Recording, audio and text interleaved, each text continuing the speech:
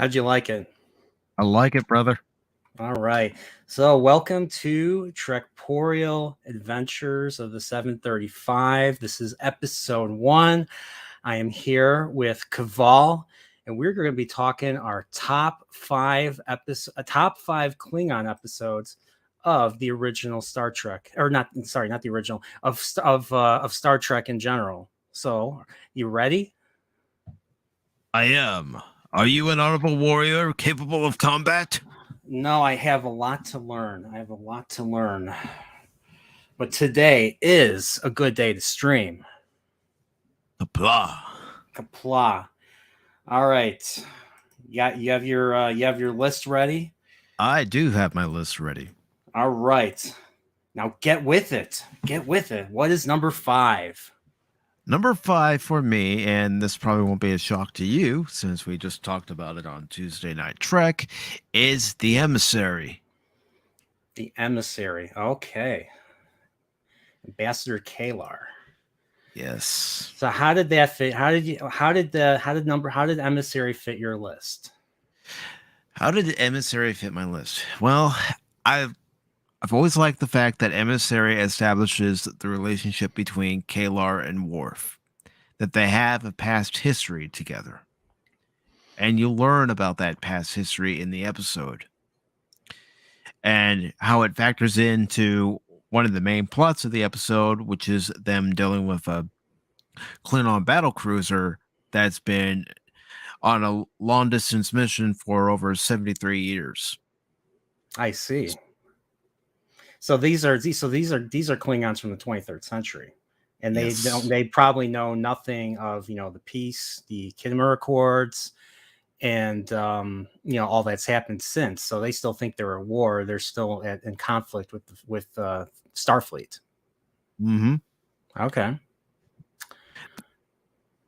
That's one of the main drawing aspects of it to me. Kalar advising Picard and the crew on what needs to be done. That normal Starfleet diplomacy isn't going to work. These Klingons are still going to think that they're at war with the Federation, and they will attack the Enterprise, whether they're outmatched or not. They'll still attack. I love how they resolved that. So Mm-hmm. they had Worf and Kalar basically as captain and first officer dressed in the Klingon uniforms and stuff to Yep. kind of trick them into thinking that they're no longer at war and stuff. So that was a very unique approach, and of course Worf and Kalar kind of pull Worf is like Data, fully functional in that episode. Mm-hmm. Yep. And we will see and there's consequences to that. That there are. So okay, I Emissary did not make my list. I did like the episode though, but it did not make my list at all. So all right, so you want to hear my number 5? Yeah, let's hear it. Well, I felt obligated to say this one because this is the episode that really started it all. This introduced the Klingons. This introduced their initial look and stuff. And of course, I'm talking about the episode from the original series, Errand of Mercy. That's the episode where we first hear about the Klingons and that Federation and the Klingons are about to go to war. Well, the reason why they're going to war is because there's argument over a disputed area, and there's this planet in this dispute. Excuse me. There's this one planet in this disputed area that's Class M, and that's Organia.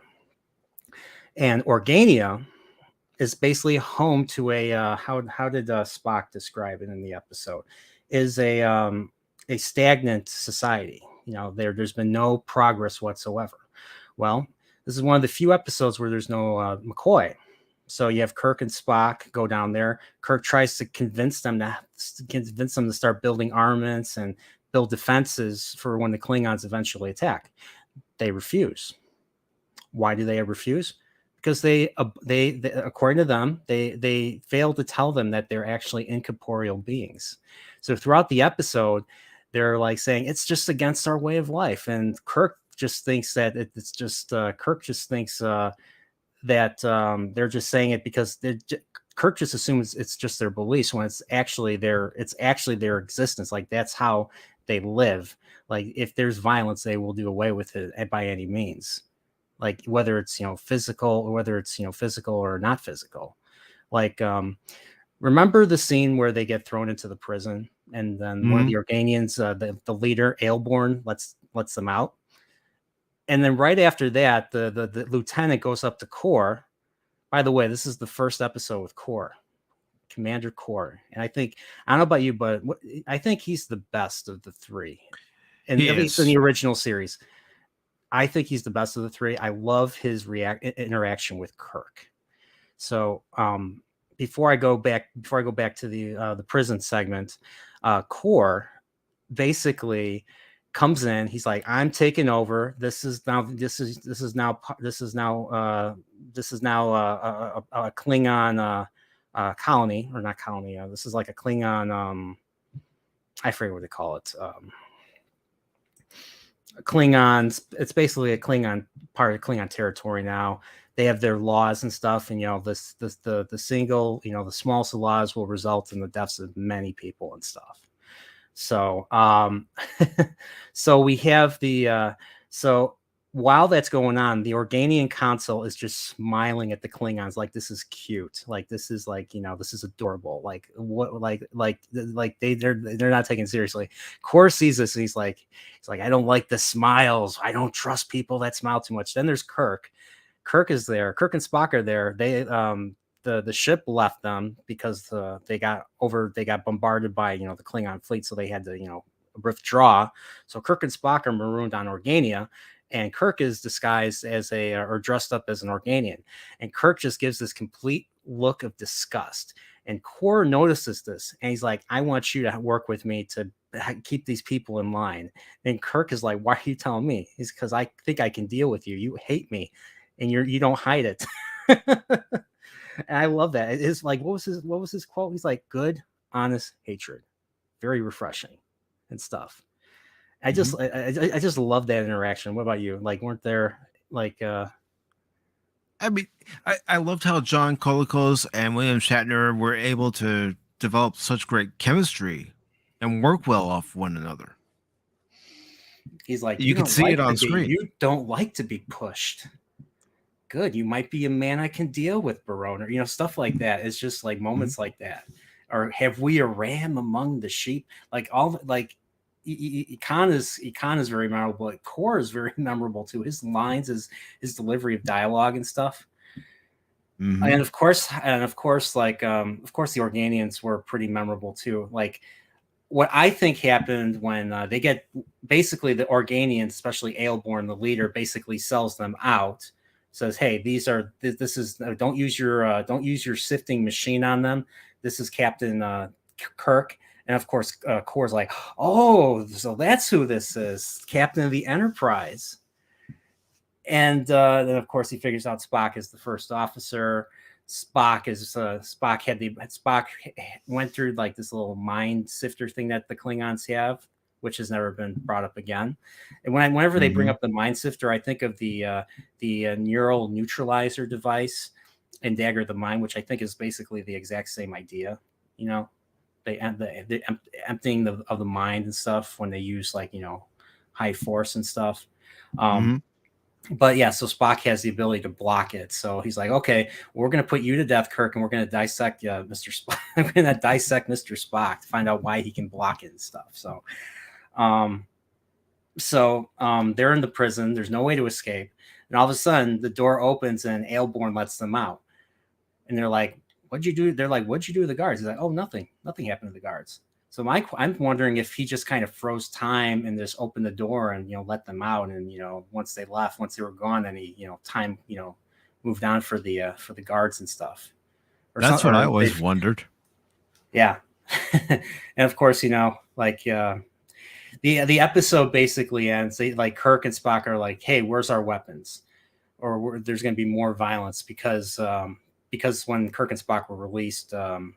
Organians, killed the Organian. They were 200, according to them, 200 Organians were killed. So, and And so, of course, Kirk and Spock act on it. They go and try to assault the fortress that Kor's in. They take him hostage, and all of a sudden, the weapons that they are using, they get into a small little fight really briefly. Then everything becomes hot. Like it's funny. Like every time they try to pick up a weapon, it's too hot to handle. Even punching each other, the bodies are too hot too. And you find out it was the Organians that were. It was the Organians that basically, manipulate everything. They're like, hey, we're not giving you the ability to fight. So either make peace, or this will happen, or we'll keep on doing this indefinitely and stuff. So, and it's one of the great classic episodes of the original series. Oh yeah. So I felt obligated to include TOS, even though like this doesn't really add a whole. I mean, my decision on episodes was episodes that really added to Klingons. In this case, is not just introduced the Klingons, so this was a big deal and stuff. So, so that's my number 5. And right. Yep, that core comes back in Deep Space Nine. Oh, and like he says at the end of the episode, it's glorious. So, number 4. Yes, he does. He just mentioned Core comes back in DS9, but he's not alone. So does Kane and Koloff. The episode that is the number 4 pick on my list is from Deep Space Nine Season 2, and that's Blood Oath. Great. I didn't realize it, but that's a great segue. Blood Oath. I love Blood Oath. Yes. I just watched it this morning. It's basically a revenge tale, is it not? It's basically yes, it is. Kor, Koloth, and Kang. Basically, they're going after this character. They're going after this villain, the albino. I'm assuming he's a Klingon. I don't know if he's just a Klingon that happens to be albino, or is he a different alien? That I'm not clear. That I'm not quite sure on. I was never clear on that fact. But this albino was like a criminal. He was basically a criminal and stuff. And they caught him in the act of pulling a crime. So the albino wanted revenge. And so what did the albino do? He went all Passover on the three famous commanders and killed somehow took out their firstborn children. Mm-hmm. And if there's anything you don't do to a parent, is you take away their a child. That screams like you're gonna get a thing worse than death. But in this case, not so much. They're Klingons. They want to do the honorable thing. Yeah, man. I love how this episode begins, and Quark's complaining about Kor being in the Hollow Suite, and he's fighting the Battle of Cocktail Brock. I can never say it right. But Quark calls for Odo's assistance, and Odo gets there. Of course, Kor's drunk, and he keeps reliving one battle after another. Well, it turns out after all is said and done, and Kor is sent to the brig, that it was all a way for Kor to have Kane and Koloff come to Deep Space Nine so they can find the albino. Of course, Dax gets wind of this and tries to convince all 3 of them that she is Curzon Dax and that she will fulfill her blood oath that she swore to them. And of course, the one that seemed to have the hardest time accepting the fact that Dax was serious about this was Kane. Yeah, that's true. Because they thought they were going to be going into a losing battle and stuff, or they thought they were going on a suicide run and stuff. So they didn't want to include her. She was younger. And plus I think they were aware that, with Trill, like anything that happens in the previous host, the next host is not really responsible for. So it's interesting how Jadzia is super duper persistent in wanting to, come along with this, go along on this, on this hunt. So it's a very interesting little thing right here. I'm going to share my screen just to give some people something to look at. Well, not only that, even when Cisco tells her, you know, you do this, don't expect everything to be, all coming up roses when you get back. Yeah, exactly. So here is the albino. This is the albino. This is the one that our Klingon, our elderly Klingon heroes are trying to take out. And of course, these are the three. This is Kang, that's Koloff, and Kor, played by all three of the original actors from the original series. So you have John Colicos, you have William Campbell, and you have Michael and Sarah right here. All three of them. And that was awesome that all three of them were available to do this. Look at this. This is freaking awesome right here. Beautiful picture right there. Yep. So I want to, before we go any further, I want to say hello to Mr. Echo YT Frost Glacier. And of course, Punkwile. He says, hello. I can't pronounce that. And Caval. And Terry Rose. Terry Rose. So welcome. Thanks for coming by. Of course, I know what it says. It says Admiral. So, so that's okay. So that's your number 4. Anything else you want to say about Blood Oath besides that? It's a great episode, and unfortunately, 2 of our 3 original Klingon heroes end up finding themselves in Stovall at the end. But I love how the episode starts.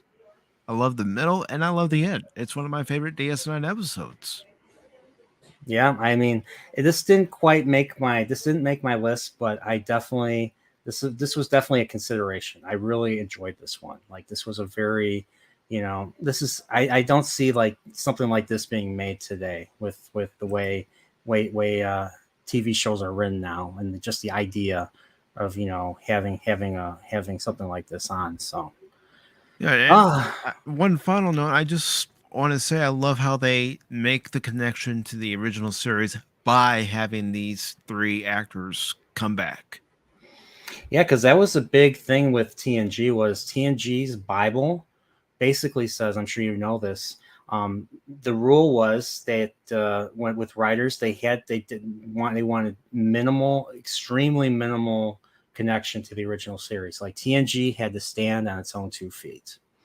So it's nice that DS9 kind of started bringing some stuff for the original series back. So so 2 of the 3 heroes go to Stovall. So doesn't one of them, a certain Core, come back? Yes, he for does. A couple more episodes. Yeah, yes, he does. I actually have him on my list, and all right, well, we'll get to those. So, all right, so my number 4 is Redemption. So Redemption is basically the payoff that or the final payoff that begins with Sins of the Father, and then continues with episodes like Reunion and The Mind's Eye. So basically, Reunion and The Mind's Eye both lead into Redemption. So Redemption is a 2-parter. It's the season. It's basically the season. Part 1 is the season finale of season 4, going into season 5. So basically, what happens is Duras is dead. So Duras is dead, and his sisters are trying to vie for power, and they're trying to install Duras's illegitimate son, Toral. So Toral is just like a teenager and stuff. He's very inexperienced. He hasn't fought any battles and stuff. But the thing is, the Duras family still has, like, I think they had, like, out of the 12, there's 12 members of the council, right? I forget how many members, and like 12 members, and like weren't 11 of them? Then like all 11 of them like go and or like all of them like go and follow the Duras family and stuff. Lursa and Bator. Yes, I did, because the family is that strong. Yeah, so I think according to the episode, they had 8 squadrons. They had 8 squadrons, and like and I think Gowron had none. So this is Lursa and Bator right there. You could tell. Look at them. So I mean, so Gowron, I don't think has any support. Like, I don't think he has any squadrons of. Maybe he has 1 fleet or something, but So what does Worf do? He brings in his brother Kern, and Kern does not support Gowron, and there's a good reason for that because Gowron's not a good. Gowron's in this case. Gowron, between Gowron and Duras's family, Gowron is the lesser of two evils, but he's still evil in my opinion. Mm-hmm. Um, and I think Kern sees through this, and that's why he doesn't support him. So but Worf basically says we need to unite under Gowron. So I think Kern has like 3 or 4 squadrons um, that he has good relationships with. So Worf has Kern ask them to bring them into the fold, and out of the 4, 3 of them were able to join or join under Gowron. So then civil war breaks out. And I think part 2, there's that cool battle where they're on the ship. Kern's in command, and he lures this one ship. They're practically, almost disabled. He lures this one ship to the sun, and then he goes. I think they go into warp, and the effect of going into warp causes like the sun's like energy to destroy the opposing craft and stuff. So it was very interesting to see that. And of course, with the Klingon stuff, we find out that the Duras family is, of course, being supported supply wise by the Romulans. And we Mm-hmm. learned that that shadowy figure of a woman who somehow has Denise Crosby's voice is actually Denise Crosby, but she's not playing Tasha Yar. She's playing Commander Sela. Commander And Sela, the daughter of the alternate Tasha Yar from yesterday's Enterprise. yep. And also getting back to that scene where Kern is heading his ship to the sun, they reused that one shot from Star Trek 4, The Voyage Home, when Kirk and crew are in their bird of prey and they're going Yep, through the and going time towards jump. the sun. I saw that too. Yep, I saw that too. Yeah, you got good eye. Good eye. It's interesting in Star Trek. I mean, they're trying to be as budget. They're trying to keep in budget as much as they could, so they've reused shots. And if you've watched enough Star Trek, I mean, any fan can spot these. The one that was the biggest, the biggest obvious one was in Generations, where they reused the explosion from Star Trek 6. Mm-hmm. And Shameless. real quick, I was going to say we can continue to talk about this episode because this episode is actually my number 3 pick. All right, that's yeah. Let's keep talking. So number 3 for Mike is Redemption, Redemption part again. 1 and 2. Yeah. Yeah, I decided. Yeah, we're not gonna divide them into parts 1 and 2. I consider the whole thing an episode. So that's my rule So do I. and stuff. So all right. So okay. Well, how come Redemption made your list? Why did it make my list? Because it was a Worf episode, but it was also dealing with, the political aspect of what was going on Kronos. You had Galron, who's just, biting at the bit to be named Chancellor of the Klingon High Council. But of course, Picard is there, and Picard has to pretty much be the mediator to determine the next leader of the Klingon High Council. And of course, Kempek is dying because he's been poisoned. And Kempek is actually played by the same actor who played the Klingon representative in Star Trek V. Oh, Kempek's dead. Kempek's already dead by Redemption. He was in Reunion. Yeah. I'm sorry. That's what The, happens the when you nerd, the watch Klingon. nerdporial strikes Caval. Don't worry. But anyways, it's a struggle. It's a power struggle. Who's going to have control of the Klingon Empire? Because Yeah, you have the Duras, and then you have Galron. And as you've already mentioned, Galron's forces aren't as formidable as the Duras forces. Lursa and B'Etor are doing everything they can to keep control of the Empire as far as in the Duras family. they wanted to show, and this stems all the way back to Sins of the Father. the reason why Worf took this commendation in the first place, and here's the thing, redemption, I believe, also concludes the discommendation arc of Worf It as does. well. So why does Worf accept this commendation in Sins of the Father? He accepts this commendation because Kempek says, Duros's family is too powerful. And so we're there now. This is all being said in Sins of the Father. We actually see it in Redemption. So this is also a payoff for what was said in Sins of the Father. So that's the one thing I love about early Trek, is that it usually pays off. Like if they say something, they will show it.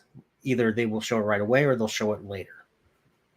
Yeah, I was going to say you might have to wait, but patience is a virtue, especially with good Trek. Yeah, exactly. Because the stuff that they're doing now, they just do a season-long arc and then they do another season and they forget about the previous, season, because that's what they do. That requires something called thought.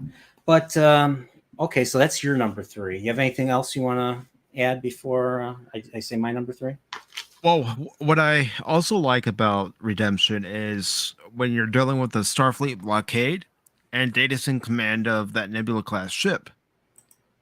And he's, having conflict with his first officer because his first officer views Data as an android, the artificial life form, who doesn't care about the organics who are serving on the ship. Because he's somewhat bigoted. Yeah. He's pretty bigoted, actually. It's like, I don't believe. Is. And it's, it's funny. It's the jerk. That same actor always plays jerks in like everything. And of course, he's the villain in Beverly Hills Cop Part 3. I don't know if you remember that, but that's him, same actor. I mean, he's good at playing an asshole. Yeah. And I think it was, so with like Data, so what's going on with them is Picard is trying to, without directly interfering in the Klingon Civil War, he's trying to keep the Romulans from participating by having a blockade between the Klingon and Romulan borders. And there's I think they have 20 to 30 ships or something. And all those ships are connected as a network with tachyon beams. And the tachyon beam, they have a little tachyon network and stuff. And so if the cloaked Romulan ships pass them, they will be detected. And if the Klingons get wind of the Klingons get wind of Romulan involvement, they are going to pull their support from the Duras family. And Data succeeds in exposing the Romulans, especially the Romulan ship that's being commanded by Commander Sela, the alternate Tasha Yar's daughter from yesterday's Enterprise. And we find out that she survived the Narendra 3 Enterprise sea assault, and that she was taken in by a Romulan general, and the Romulan general, they did stuff, and a baby came, and that baby was Sela. And one night, Tasha wanted to escape. She wanted to go back to. She wanted to escape with her daughter. I think she was 4 or 5, according to what Sela says. Then Sela screams out, and they get caught. They take Tasha away. They execute her. And what does Sela say? It's like, the part of me that was human that day died that day. I am now all Romulan. I'm like, yeah, we can tell. So it's a bit of a sad story and stuff. And of course, Guinan has to explain this to Picard because they need Whoopi Goldberg to explain alternate universes and stuff, because that's what she generally does.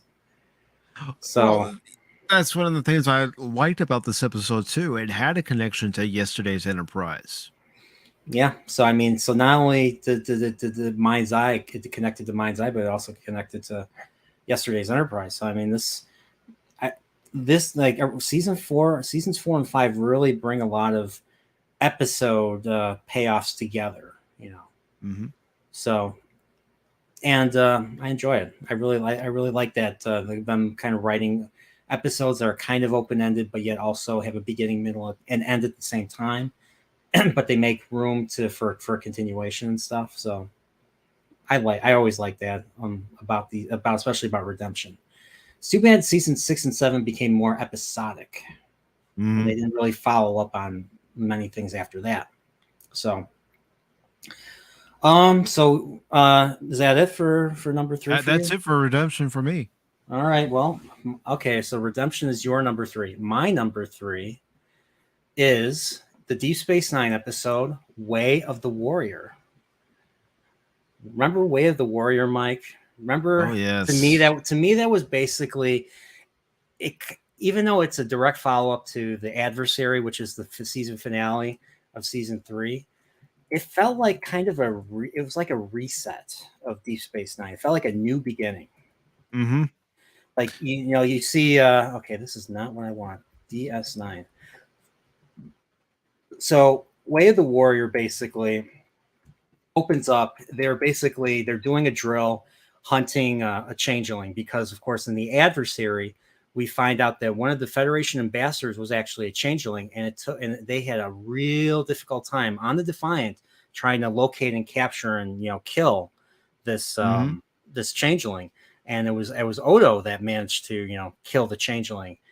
And we find out the revelation at the end of the Adversary was that they're everywhere, that the changelings are everywhere. They've infiltrated probably all the governments, or many governments, in the Alpha Quadrant. So we find out about that, and then the Klingons get wind of this. So the Klingons, we really get to see the Klingons come into the picture for the first time, like for real, for the first time. And we saw them in Blood Oath. We saw our classic Klingon commanders from the original series, and there was also the House of Quark episode that was a funny little thing. We got to see Gowron, we meet Grilka, and of course Quark dealing with Klingon politics was hilarious and stuff, because like the Ferengi are like the complete opposite of the spectrum as the Klingons are. So they have no, like, the Klingons have no respect for the Ferengi, and the Ferengi are like afraid of the Klingons and stuff. So but Way of the Warrior, we see Sisko for the first time. He has his shaved head and he has his trademark shaved head and mustache, which was how he always wanted to look like. But the showrunner, or I think it was Berman, or the showrunners, would not let him. So he had to look, he had to be clean shaven, and stuff, and have the short hair and stuff. So that was a big change. And we meet Worf, because of the whole because the Klingons are now coming in. Cardassia has been overthrown. I think the government or something has been overthrown, or there's an uprising, because the Obsidian Order is gone now. Now the Obsidian Order was the intelligence wing, the secret police, the KGB, but way more dangerous of the Cardassians. Wouldn't you compare them to the KGB or something? They're like the secret police. They're like the secret police. They monitor, they're like the 1984 party and stuff, who always monitors their citizens and stuff. They know what you had for breakfast before you even knew what you had for breakfast, that type of thing. And of course, the Dominion wiped them out, because they tried to, secretly go into the Gamma Quadrant and attack the Founder's homeworld, only for it to be a trap. And basically, the Obsidian Order and the Tal Shiar were basically taken out because they were the biggest threats to the Dominion. So now Cardassia is kind of weakened, and the people are able to rise up, and they feel that the Klingons feel that the reason why the Klingons were able to rise up is because of there's infiltration of Founders. So they come in, they start going around, they start forcefully taking blood tests of people to prove that they're not changelings. And it kind of makes me think of it felt a little relevant to me for reasons that I don't really care to talk about. I'm sure you know what I'm talking about. Mm-hmm. With let's say a little poke and stuff. So they need a Klingon. They need a Klingon to work with and stuff. So they they have Worf come in, and Worf basically does an investigation on why the Klingons are there in the first place. The Klingons basically want to invade Cardassia, I believe. Mm-hmm. And so they have to go in. So I think the big mission was Cisco or Dukat. Basically, they contact Dukat. Dukat gets the Qapla Council, which I think is the ruling council of Cardassia, out. So, so they manage to get to. They have to like fight through like Klingons in order to get to Dukat and stuff. So they rescue Dukat and the Qapla Council, and then they flee back to Deep Space Nine, and we get this awesome battle between the space station and the Klingon fleet. And so we get And to we'd see never like seen anything like that prior to that episode, not to that Yeah. scale. Yeah. Oh, and before I go any further, it looks like we got some other we got some more guests here. So I don't know if I said hello to Pop Culture Mechanic, but hello to Pop Culture Mechanic. He says, "Don't ever underestimate the punk waddle." So yeah, so we got that. We have Apollome's minions here. Oh, look who's here! Look who showed up! Spock's Friday Nights. Do we? I don't think have we met him before? Do we know who he is? I'm not familiar with him. Yeah, I'm sorry to say, I'm not familiar with him. I don't think I know him. What's up, Spock? How you doing? Spock knows. How you doing today, Spock? Yeah, he's here, and we have Wakizashi's Tea House straight from Japan. What is up? And we have that '70s rock fan. I'm gonna be on his channel tomorrow, talking science fiction and stuff. So, yeah. So if you haven't subscribed to all these guys, that '70s rock fan, Wakizashi, even Spock's Friday Nights. Yeah, I'll say, yeah, even Spock's Friday Nights. Do you think? Yeah, you agree with me, right, Caval? Spock does great content. I can't wait to see episode 2 of the episodic series that he's doing. Yep, I agree. I loved episode 1 and stuff. So, and Punkwild doesn't have a channel yet. No, but he's one of the greatest mods here on this platform. That's true. That's very true. So, all right, but yeah, so we get this awesome battle. We get to see these awesome ships, these awesome shots. So they spent a whole year. So Deep Space Nine had had very little defenses, as you see in the pilot Emissary.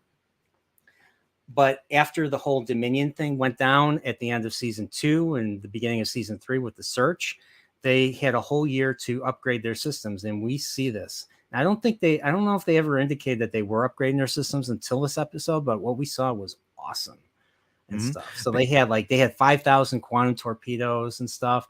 So they were taking out ships left and right. They were taking out ships left and right. We actually got a cool shot of we were in the point of view of a quantum torpedo going into one of the Klingon ships. If you know what I'm talking about. Yeah, and one of the great lines I like from the episode is when Cisco says to Martok and Galron, "We've had a year to ready this station. We're more than ready." And then Galron says, "You're like a toothless old Grishna cat trying to frighten us with your roar." And Cisco says, "I assure you, this old cat has more to his bite." That's right. And so they even though the Deep Space Nine has all these awesome armaments now, they still manage to take out some of their shields. So because of that, some of the Klingons are able to beam aboard and stuff. So they get boarded right away. And it's pretty cool seeing everyone like trying to fight the Klingons and stuff. I think Kara Nerys gets stabbed in the guts. Mm-hmm. And it's what's even funnier. It was funny seeing Dukat and Garrick fighting side by side together. Yet they were reminding each other how much they hated each other and how much they wanted to kill each other. Yep. So yeah, it was a pretty good. It was a nice little moment. It was cool having Garrick. It's cool having Garrick in the episode. Anytime you see Garrick in an episode, you know it's going to be awesome and stuff. So it's just this is him just drinking Kanar because Quark has all these cases of Kanar because nobody drinks it other than Garrick and stuff. Because there's been nobody coming to the station. And I think that his arc or his little story in the episode was nobody's been coming to the station, so the business is kind of taking a turn for the worse and stuff. So like he's like, I'm going to defend this. I'm going to defend this station too. And he has the box with him. Odo opens up the box.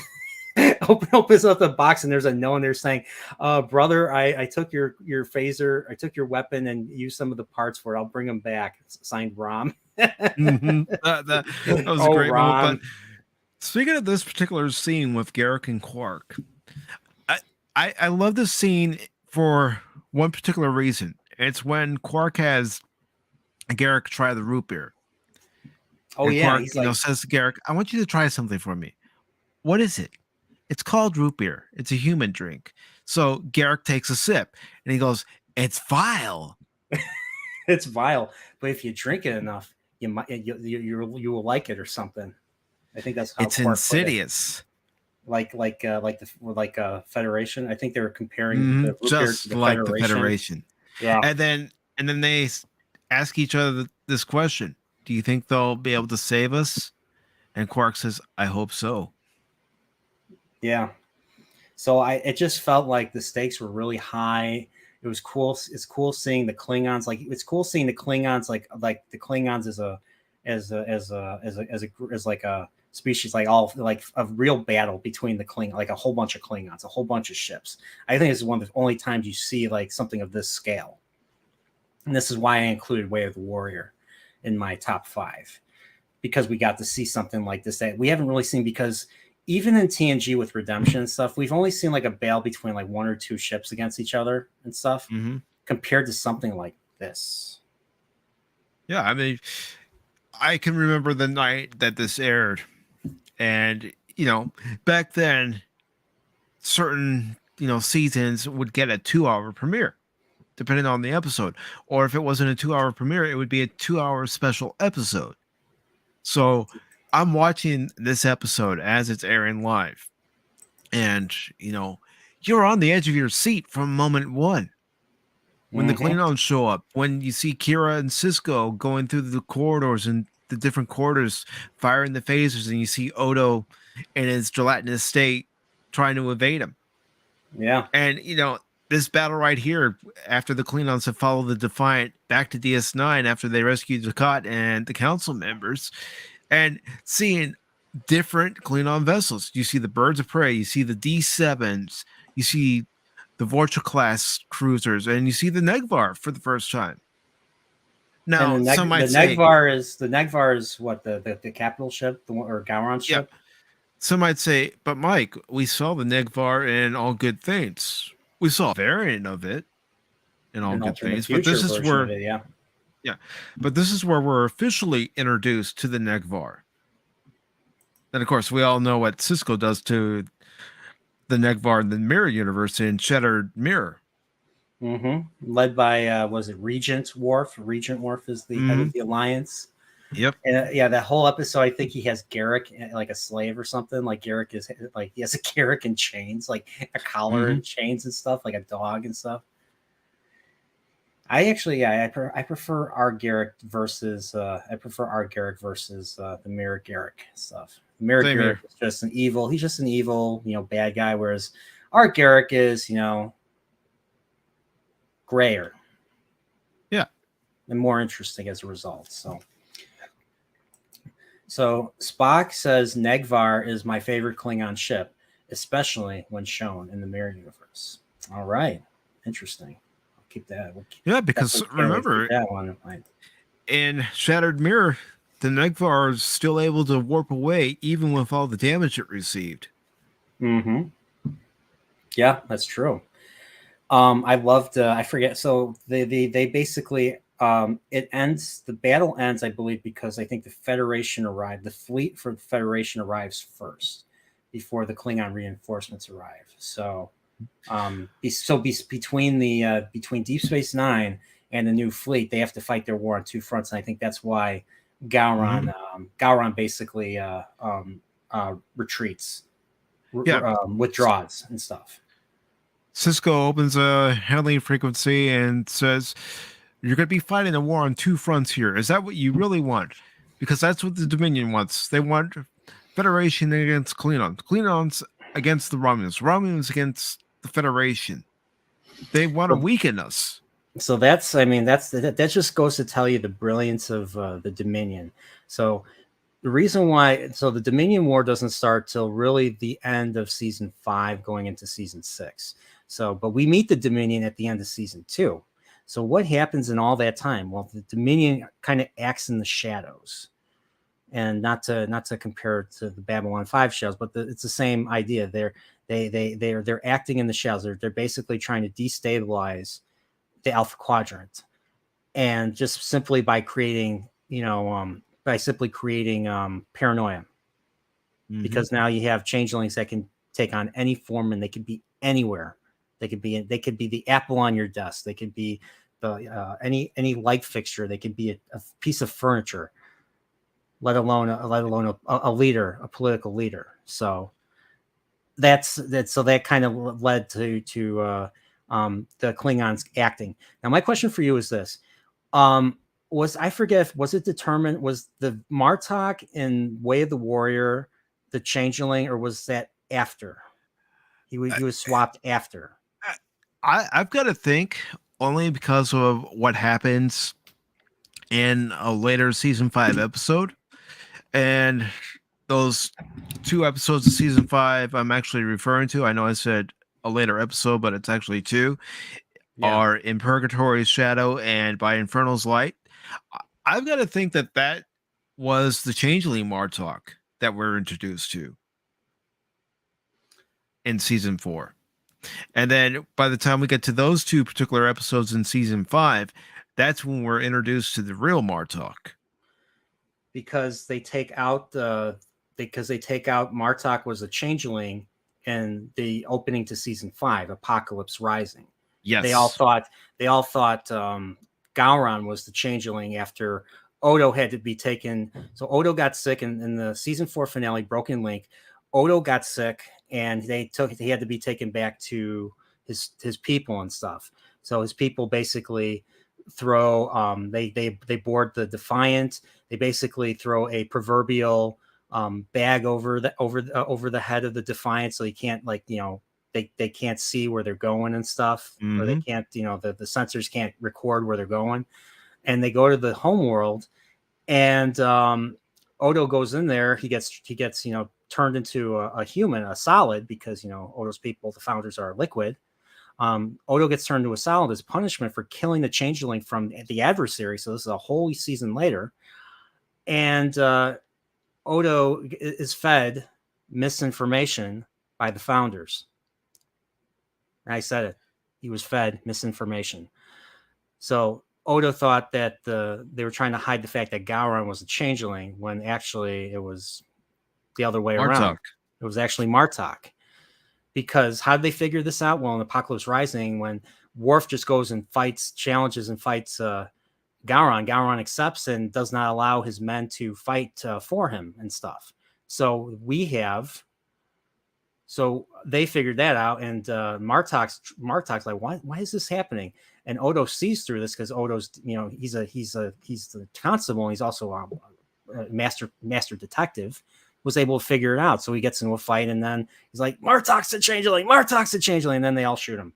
So so I always wonder if the reason why the Klingons attacked in the first place in Way of the Warrior was because Martok was already compromised. They took away Martok and replaced him. That's been my thought. So I'd have to verify that. So let's read what Spock says. The Alliance is my favorite thing ever in Star Trek, more than Section 31.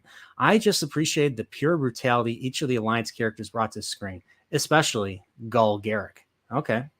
Yeah, Spock loves to. Yeah, I mean, his Discord now is the Alliance. I think the Alliance Command or something. So Spock is. I think Spock grew a beard. Spock grew a goatee, and he's evil now. So, yep, I said that. I said Spock is evil. So, yeah, it's just like a wrestler in WWE or AEW. First they're a good guy, then they turn heel. Now they're a bad guy. Yeah, so no hard feelings, Spock, right? Because I said you're evil now and stuff, right? Right? Okay. Careful, he might put you in the agonizer. Yeah, he's probably well. He carries like an agonizer in every pocket, so I'm gonna probably be like I'm gonna be tortured pretty soon. So we have another Awoopa Troopa kind of climbed out of his Pokeball and he's joined us today. So what's up, Whoopa? I didn't think Whoopa is not a Star Trek fan, so thank you for coming by anyways. So he says I have been Appreciate released it. for my video editing to come part T. All right. And then we also have games, movies, and comics are us. And he's like, we are Klingons. You know what's funny? When I read this, you know who I was actually thinking of? I was thinking of Christopher Lloyd saying that in Star Trek 3. So he made a great Klingon. yeah, he did. It's too bad. Like we didn't really. It wasn't. I mean, I like Star Trek 3 a lot, but it wasn't really a good Klingon. To me, it wasn't a good Klingon episode, though. I mean, it had because it was originally written for Romulans because the stuff they were doing would have fit the Romulans more and stuff. The treachery and the and just the fact that they were willing to kill. The fact that they were willing to kill for something and stuff. I don't know. It's very different from how they were depicted in TNG and stuff. But this obviously predates it. So, and Spock confirms he grew a beard. Nice. That 70s rock fan says Spock's goatee made him look like a hipster from a late 1960s Peter Sellers movie. I've not seen any late 1960s Peter Sellers movies. The only Peter Sellers movies I've seen are the pink. I've only seen his Pink Panther movies, and of course, Shot in the Dark. So, oh my gosh, we have a salty guy. Nook nyek. Is that how you say it? Nook nyek. What do you want? That's hello. It's hello. That's their way of saying hello, or what do you want? Get to the point, because Klingons are not polite. So Klingons are straightforward. They are straightforward, but yeah, Way of the Warrior was an awesome opener for season 4 and basically kind of a reset for Deep Space Nine. And with the inclusion of Worf, it got much better. It just got leaps and bounds better. And I love season 3. Season 3 was a good season too, but season 4 was a big step up. Yes, it was. And even though Way of the Warrior was a reset for DS9, it felt like they pushed the Dominion to the back burner. The Dominion was still a focal point of the season, a focal point for the remainder of the series. They just had to show, what the Dominion was capable of. Yeah. So, I mean, like the Dominion is basically manipulating things behind the scenes. It's really, they don't come to the forefront until much later. So, so that's my number 3. So are you ready for your number 2? I am. What is your number 2, Mike? My number 2 is Soldiers of the Empire. Soldiers of the Empire. That was the last episode I watched a couple hours ago. That is a great episode. And the reason why I picked Soldiers of the Empire is because it connects directly to In Purgatory's Shadow and By Infernal's Light, but it also deals with Bartok's PTSD from being held in the Dominion prison camp and how he gets command of the Rotaran. Now, the Rotaran is a Klingon bird of prey, and the crew, as it's said in the episode, is better at running away from a battle than winning a battle. They've lost so many battles, their morale's gone down. So, go ahead.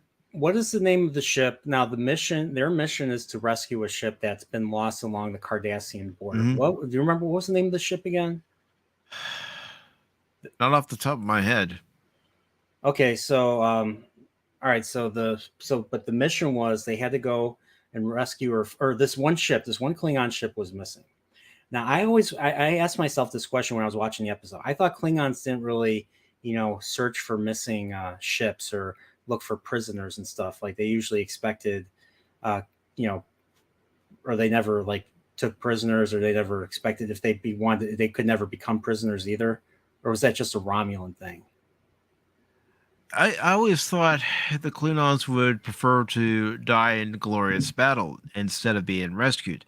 But perhaps in this case, with the Dominion just entering the Alpha Quadrant and being allies of the Cardassians, already taking so many losses, the Klingons were trying to keep as many soldiers alive as they could.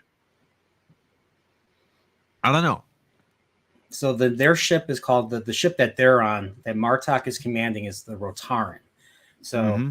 Martok is taking the point on this mission. He's the captain, and he hasn't been on a Klingon ship since before. I think he said before he was a POW in the Dominion camp in by Inferno's Light and in Purgatory Shadow.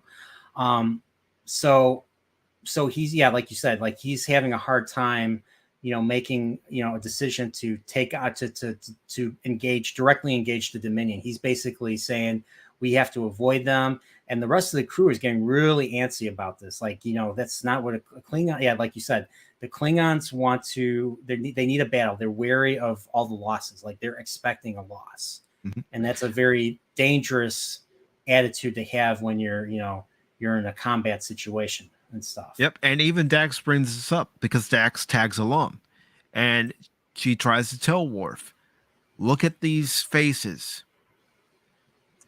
This is a dangerous situation that we're in right now, even being on board this ship. This crew needs a win. They need it bad. It's like a team in any sport that's been on a losing streak. You start Yeah, seeing it you, on their faces.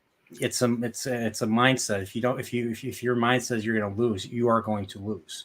Mm-hmm. Every coach I've had playing any sport has said that. So, and they're Yep. absolutely correct on that one. So, but it was awesome that it was interesting how it ended. So I was expecting. Now I'll be honest, I forgot about this episode. So watching this was like, I have seen this episode before. I've seen all the episodes before, but I think I forgot. I completely forgot about this episode. I was expecting them today to go rescue the ship. Like, we're going to see the rescue of the ship, but that all happens off screen. So what mattered to this particular episode was that not only does Martok manage to regain his confidence and get over his PTSD so that he can engage and help get a victory over the Dominion, but also to get the crew rallied behind him. So how does that happen? Well, Worf challenges him directly. Mm-hmm. And then the crew is already pumped because Worf has challenged him directly. Worf opens himself up and lets Martok get him. Basically, Yep. Martok stabs him, I think, in the gut. And And I love what Martok says to Worf when they're back on DS9 after all is said and done. He says to Worf, "How did you know I wouldn't kill you?" And he's Worf like, says I to him, didn't. I "I didn't." didn't. So it was it was a nice little touch right there. So, but that was the point of the episode, was to get these, get the men, and women. There were women, and there was I think the main engineer was a woman. Get the people on board to just to give them some give them some hope, give them some a reason to Inspire want to them. inspire them, exactly.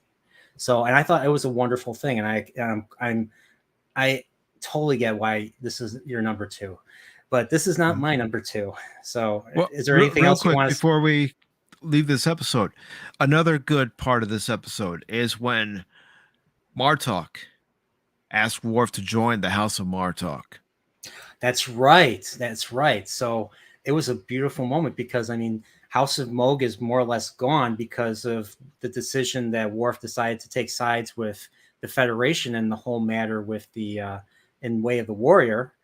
Um, so everything was lost. I mean, Kern loses his seat in the council, and we see the results of that in the episode Sons of Moog, where Kern Mm-hmm. wants to kill him, or Kern wants um, Worf to perform like a ritual killing of him so that he can maintain his honor and stuff, because he has nothing to live for anymore and stuff. That was a bit of a sad episode too. So That was, and I almost put it on my list, but I just couldn't because there are so many great Klingon episodes, especially when you get to Deep Space Nine, that you do have to start, going through them all and saying, okay, this episode belongs here, this episode belongs there. Exactly.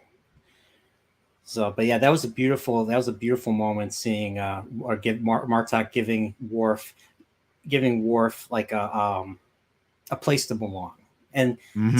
to me that's something that always to me that means something to me and stuff, because there have been points in my life where I felt like I didn't belong and stuff. I'm sure we've all felt like that at some point.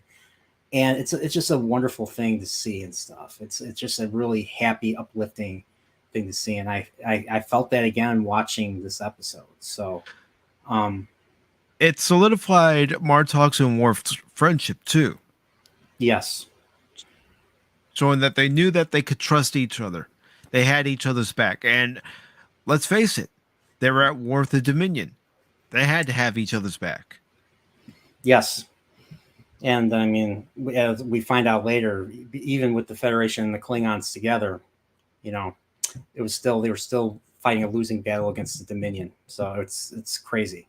So I want to read Terry Rose's comment. She's like, I disagree. The House of Worf should have been created. should have been created. Well, I mean, you had the House of Moog, and the House of Moog got completely stripped because of Gowron and stuff. So, Mm-hmm. and I mean, it was something that there was really no coming back from. So, yeah, it's a shame. So, I'd rather see the House of Quark. Well, there wasn't. Yes, Spock. There's the episode of House of Quark, and Mm-hmm. they call it the House of Quark. And it's a funny episode. Well, What you was the want. follow up to that? What was the follow up to House of Quark? Where Quark pretended he was fighting, but it was actually Worf's movements that was controlling him. I forget. It was season I'm 5. I know. yeah, yeah, because Quark was in one hollow suite, and Worf was in the other, and Worf was doing all the movements. Hmm. But So it I was. can't remember the name of the episode off the top of my head right now. But I loved how House of Quark ended with they were supposed to fight. He was supposed to fight the brother of Grilka's husband or something, who wanted all their money and stuff. And Quark just dropped the knife, and the brother still tried to go for him, and the Klingons all stopped him, like, you would try to kill a defenseless person. And then they all do the discommendation thing where they turn their backs on him. They turn their Mm-hmm. backs on him and they take him away. I laughed when I saw that.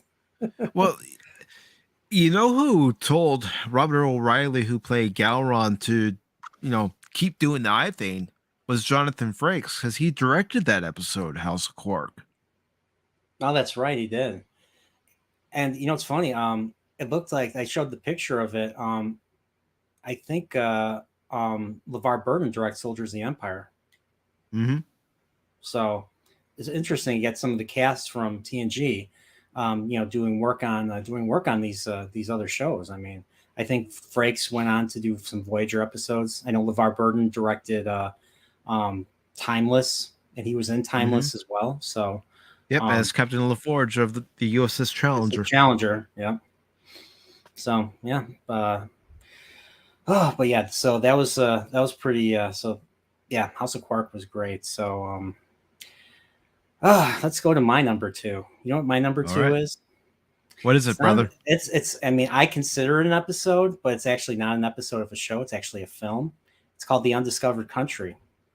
I felt The Undiscovered Country shined a new light on the Klingons. We got to learn more about. I mean, we got to see the 23rd century version of the Klingons, especially the Chancellor and stuff.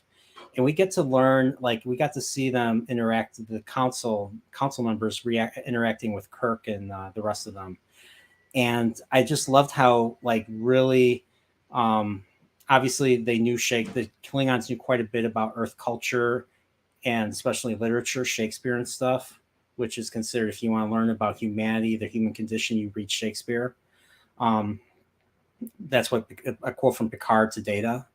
But like, the whole idea of knowing your enemy and stuff kind of came to mind when we're watching that dinner scene on the Enterprise where they're drinking the Romulan ale and stuff. Mm-hmm. But it was really cool seeing the Klingon court system and Rura Penthe, and of course just like the whole political aspect in Undiscovered Country.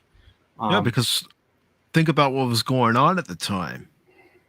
You know, it was reflecting what was going on in real life, which Star Trek has always done in one way or another.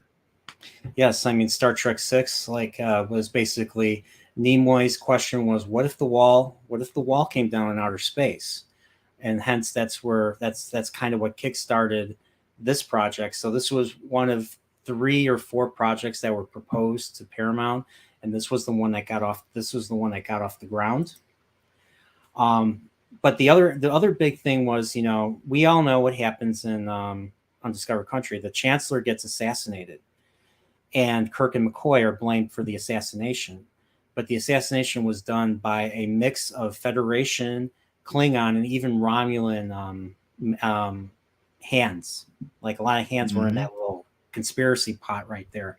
Um, and in my video that I made about the movies, the Star Trek movies, I basically compared the assassination of Gorkon to an earlier assassination of President Sadat from Egypt, who tried to do the Camp David Accords with Israel back in the 1977, and a few years later, he gets killed by his own people. Like someone in the military just came and it was a coup and they killed him. And then something similar happened with Israeli President not Menachem, Yitzhak Rabin. This was 4 years after Undiscovered Country came out. The Oslo Accords happened between PLO, the Palestinian the Palestinian Liberty Organization. I forget exactly what its PLO stands for, but it's basically Palestinian Liberty Organization run by Yasser Arafat. And an Israeli did not like that, so he assassinated the prime minister. So it just made me think of those things, that like even when it comes to bringing peace and from traditional conflict and stuff, that there's always people out there that feel betrayed because of that. And so it just made me think about that when I saw Star Trek 6 and stuff. So all this stuff I learned in school. So and it's very relevant to obviously our world and stuff. And Mm-hmm. I loved how Star Trek 6 also continues Star Trek 3. It doesn't quite continue Star Trek 4, even though Star Trek 4 is part of the trilogy. It really continues Star Trek 3 with the whole David being brought up again. Now, his actor, Merritt Buttrick, died a couple years earlier of Mm-hmm. HIV or AIDS or something. So his last appearance on TV was, I think, the episode Symbiosis in TNG season 1. So like I said during our Tuesday Night Trek thing for Star Trek 6, Kirk has a lot of problems with the Klingons. So Kirk has a lot of rage. I mean, like, he finds out he has a son, or he always knew he had a son, but he finally meets his son. He's able to start slowly try to start a relationship with him, and that's how Wrath of Khan ends. And all of a sudden, his son's dead. His son was killed by Klingons, Christopher Lloyd. Mm-hmm. So there's a lot of hate. He has a lot of hate in him. And when the whole Star Trek 6, the whole Klingon, the whole Praxis explosion happens, which is obviously based off of the the Chernobyl power plant crisis and stuff, he's like, let them die. He literally says, let them die, and under his voice. And Shatner did not want to keep that in the movie, but Nicholas Meyer kept it in the movie anyways. So but it basically established how much hate Kirk had, and just the way this movie ended, the story ended with Kirk, like they were able. I mean, I don't know if he exactly changed, but like his bigotry reduced quite a bit. Mm-hmm. Like the people that were responsible for his son's death are gone. Like Christopher Lloyd and that crew are gone now. So Yep. and he supported the peace on Khitomer Accords and stuff. So, and it was just a wonderful thing to see, because it just reminds us that even if you don't get along with people, you can't stand people, or you have conflict with people, that things can change, things can get better. Like, Yeah, I mean, The sun will come up, as George Harrison always says. Here comes the sun. At the Things can end, get at the better. Kinmer conference, when Ezebor and Kirk go up to each other, and Ezebor says to Kirk, "You've restored my father's faith," and Kirk says, "You've restored my My son's." sons. Yeah, it's a beautiful moment. Mhm. So that's why my number 2 is Star Trek 6. And of course, you have freaking David Warner's Gorkon, and then you have freaking Christopher Plummer as General Chang quoting Mhm. Shakespeare. It's probably the awesomest. It is so entertaining to watch Christopher Plummer playing General Chang just sitting there quoting Shakespeare. Bah, And then bah, and then kach, bah. and then of course McCoy is like, I would give anything to just see him shut up, or I would give money to have him shut up. Yep. So it was just it was a wonderful thing. So that's my number 2. So I think I've said all there is to say that I haven't said before about Star Trek 6. So It's a great movie. When I rank the movies, Wrath of Khan is number 1, but Undiscovered Country number is 2, number 2. a Yep. close number 2. Yeah, it's a very So close number 2. all right, so that's number 2. So now let's go into honorable mentions. So let's start with you. Let's name your list of honorable mentions, and if you want All to right. briefly talk about them, we'll talk about them. Well, one of my honorable mentions is the Sword of Kalis. Kor comes back because he has a map that has the detailed location of the Sword of Kalis. Sword of Kalis was taken by the Herc. Well, the Herc are from the Gamma Quadrant. So Dax, Worf, and Kor go on this quest to find the Sword of Kalis. But there's only one problem. They're not the only ones that are in the search for the Sword of Kalis. Trekporeal comes back. And he's in the search for the Sword of Kalis. Why? To restore the House of Doros's prominence in the Klingon Empire.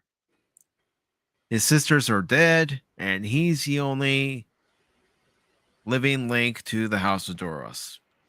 So it's a race against time, but it also shows how this particular object corrupts the mind.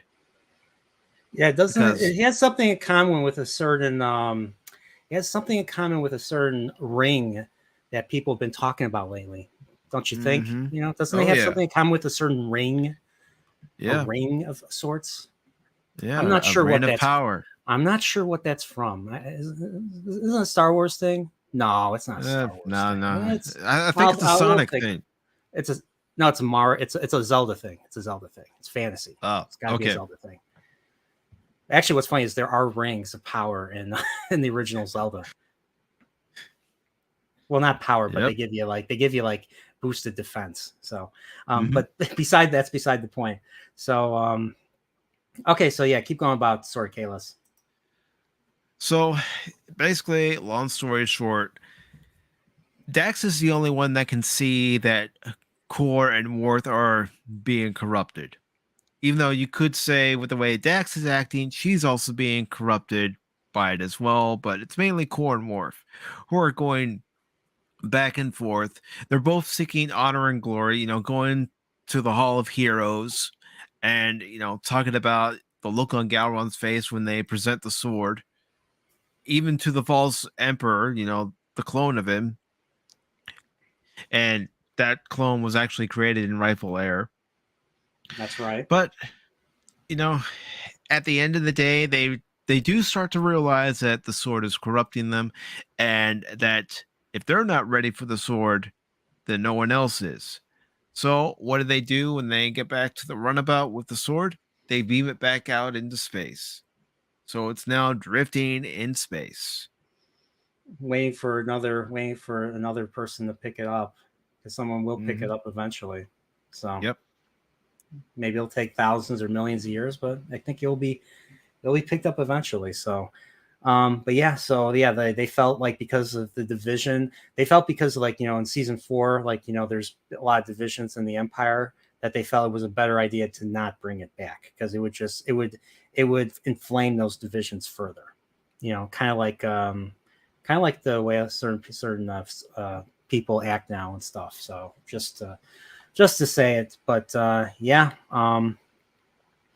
So anything else on Sword of Kalos? What's your other? You have any other honorable mentions that you want to talk about? Day of the Dove. Day of the Dove. That is TOS. Yeah, Day of the Dove is Yes. TOS. So yeah, Yes. let's talk about Day of the Dove. That's a season 3 episode, and that one features Kang. Mm-hmm. And what I like about it is, again, similar to what the Sword of Kalos does, it starts corrupting people. Well, there's this alien probe that pits the Enterprise against the Klingons. And Yeah, and it not only pits them against them, but it also like it's like creating this little game where Mhm. it's like your people are basically toys or like NPCs in a video game. You know, you fight, you get hurt, that you get re-healed and stuff because that's what this incorporeal entity does, and they fight again. And I think they're supposed to do it for all time. I Mhm. think they're going to be fighting on the Enterprise forever if they don't get rid of the thing. So yeah, I like Day of the Dove. It's probably my number. It's probably I don't know. I mean, as a Klingon episode, it's probably my number 2 from TOS because even though Trouble with Tribbles is a really great episode, it's not my favorite Klingon episode. It's very entertaining though in other Yep. ways. But yeah, so tell us about Day of the Dove. Well, we meet Kane for the first time, and Michael and Sarah. He's a figure where when he shows up on screen, you pay attention. It doesn't matter what role he's playing. He's one of those actors where you pay attention to his character when he's on screen, just because of what a great actor he is. He was in an episode of Babylon 5 where I think he played like a tech. He played like a tech sage or something. I forget what they call them, tech sages or tech mages or something. And like it was supposed to be like Veer was supposed to go talk to him. Like Londo wanted to try and get his attention, so he sends Veer to talk to him. And like this guy is like super. His character in Babylon 5 is super duper feared by everybody and stuff. And he's just like he's your typical no nonsense act. Like he's if you wanted to hire a no nonsense role, that would be Michael and Sarah. At least that's based Hmm. on the few things I've seen him in. So Yeah, but like I said, he's got a commanding presence as Kane. yeah, He's and so intimidating.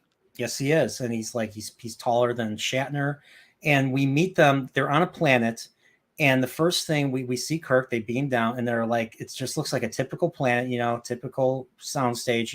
He's like, there was a colony here, it was destroyed. I'm like, there's no indication of wreckage or anything being destroyed.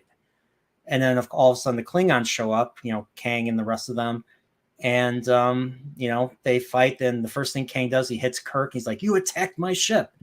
He's like, I'm claiming your ship, Kirk, and stuff. So we find out that their ship was disabled by this entity. Hmm. And this is actually the first time we see a Klingon ship. I mean, well, technically, first time we see a Klingon ship with Klingons, because the first time we see a Klingon ship in the original series, it was piloted by Romulans. It was the Enterprise incident. And the Hmm. first time we see first time we see the Klingon ship, it was actually a Romulan ship because the budget sucked in season 3. So, Yeah, it was but cut back. but before that, like Errand of Mercy and Trouble with Tribbles did not show the D7 ship at all.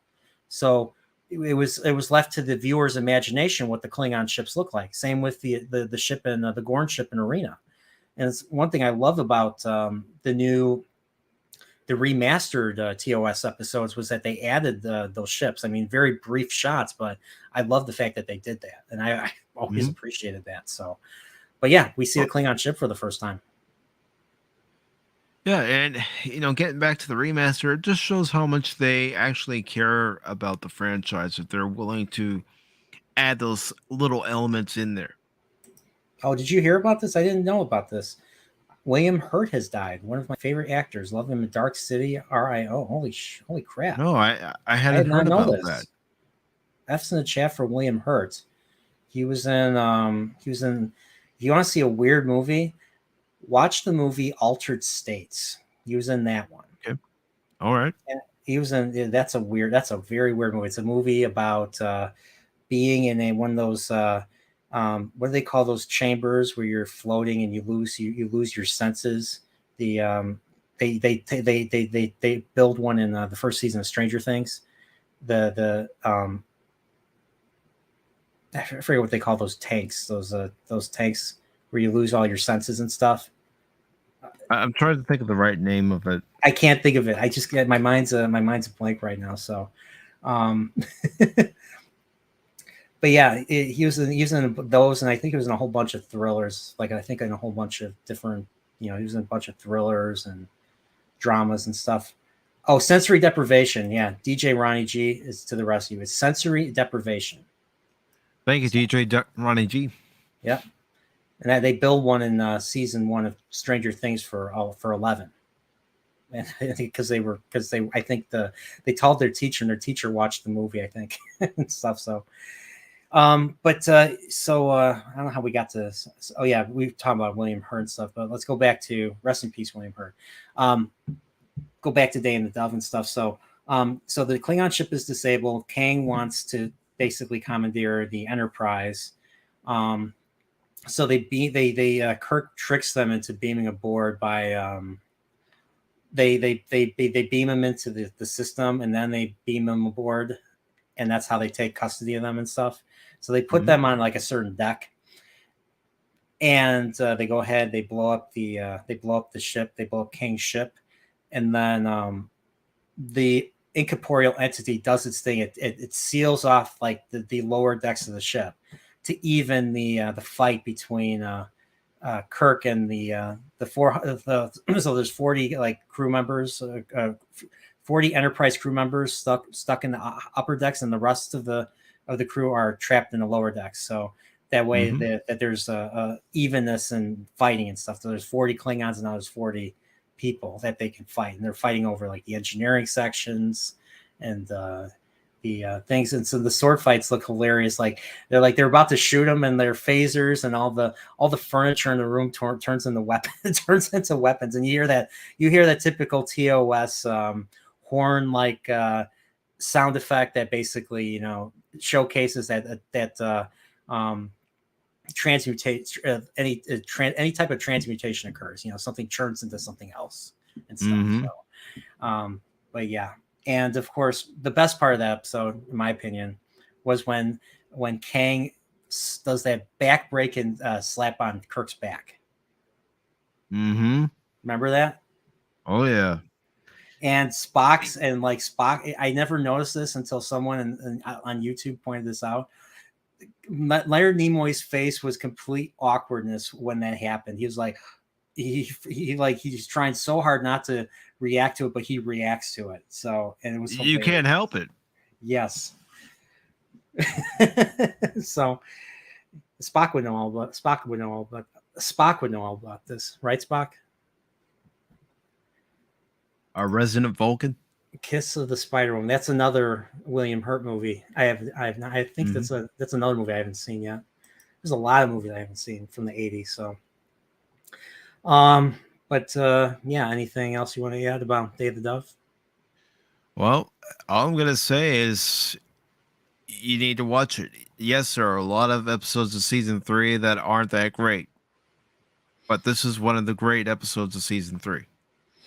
Yeah, they basically tell the entity to go shove it. Yeah, and it leaves. It turns red and it leaves. So it basically pouts and leaves the ship, and that's how the episode ends. So, and yeah, so basically the crew and Kang and his crew basically come together and rid themselves of this thing. And just a small thing, we meet Kang's wife back when Mara. so we meet Mara. And Klingon women look very different back then. Klingon women look like they look they're beautiful compared to. I mean, I'm sure there's a beauty. There's a beauty to the current Klingons, or to the current female Klingon. Well, not the current ones, but the TNG ones and stuff. but there was like a natural beauty to the original ones. They just wore that little makeup to kind of brown them up and stuff. Mm-hmm. But yeah, the same type of eye makeup and everything. So yeah, it was original series for you. So any other um, honorable mentions? Well, I actually do have one more honorable mention off of my list of honorable mentions, and that's A Matter of Honor. Matter of Honor. We just talked about that. One where Riker goes on board the part of the exchange program. On the paw. Yep, on the paw. So there's that captain that smacks him at the end. They think that the Enterprise did something to their ship or something. Mm-hmm. Because of that, there's like this. What was it, like a something was causing the hull to breach or something? I don't know if it was a life form or something. It was an organism of some kind that was eating away at the hull, and you had that Bensonite science officer who doesn't report it right away to anybody on the Enterprise. And then, of course, things start falling apart on the Klingon side when they discover it, because, like you said, they think that the Enterprise did it deliberately. Mm-hmm. And the Klingon captain isn't too pleased. And, of course, what the Klingon captain didn't know is that Worf handed Riker a transponder device, so if Riker gets into trouble, the Enterprise can beam away. Well, yeah, they beam him on board instead. Mm-hmm. Make him look like an idiot. But what really gives this episode a plus for me is that we learn more about the Klingon culture and how things are done on board a Klingon ship. Yeah, that's right. We got to see Riker learning and learning how to deal with them, and there's all those. So we barely see the captain. Like the captain's kind of detached from the rest of the crew, but he really bonds with that one. I think that the second. The guy who was second officer who was the villain in freaking Cobra, that same dude. So yeah, there's a rapport. There's a Riker. It's pretty cool seeing Riker earning their respect and stuff. And we learned quite a bit. And I mean, yes, this was a very good episode. It was a highlight of season 2, and it was basically it was another thing that really added to the Klingon mythos. Yeah, it's one of the building blocks for what the Klingons are about. And this was before Ronald D. Moore came into the picture. So Mm-hmm. Ronald D. Moore was able to build off of this, Heart of Glory, The Emissary, and he added his own ideas for what would become Sins of the Father and stuff. So taking a lot of ideas from samurai, from basically from Japanese, medieval Japan and stuff. So I think that was the biggest idea for the honor aspect of the Klingons, and it's pretty cool and stuff. So Matter of Honor was a great episode. So I got 3 too. I have 3 honorable mentions too. I think I don't know if you've said all of them yet. Okay, so honorable mentions for me. Soldiers of the Empire was one. We already talked about it, but that's a great episode. So that's one. Blood Oath is another. That was another great one too that we already talked about. But there's one that we haven't talked about yet that I really liked a lot. And it really got me into it was one of the earliest episodes that really follows up on multiple threads and stuff. And this episode is Reunion. So this Reunion follows up on Sins of the Father and Sins of the Father and the Emissary. Mm-hmm. So basically, we find out first part of the episode is the ship comes and we see Ambassador K'Ehleyr again, and Ambassador K'Ehleyr this time beams aboard, and we see a young youngling right here, a little Klingon, And we find out he was the product of Worf and Kalar, being fully functional in the holodeck. Am I right? Mm-hmm. So, Yep. yep. So there And we was a thought lot of Bortus was the only one having some hanky panky time in assimilation. Bortus. Yeah. Remember at the Orville? Oh yeah, I mean, what's funny? I mean, after between rewatching TNG a bit, there's a lot of Worf and Bortus, like Yes. especially all the funnier, all the lighter moments, especially like how Bortus eats everything, including cigarettes. Now Worf doesn't go as far as to enjoy tasting cigarettes, but he'll eat anything, and he'll say delicious. Like Mm-hmm. his go-to drink, in Way of the Warrior, his go-to drink is prune juice. And Quark laughs.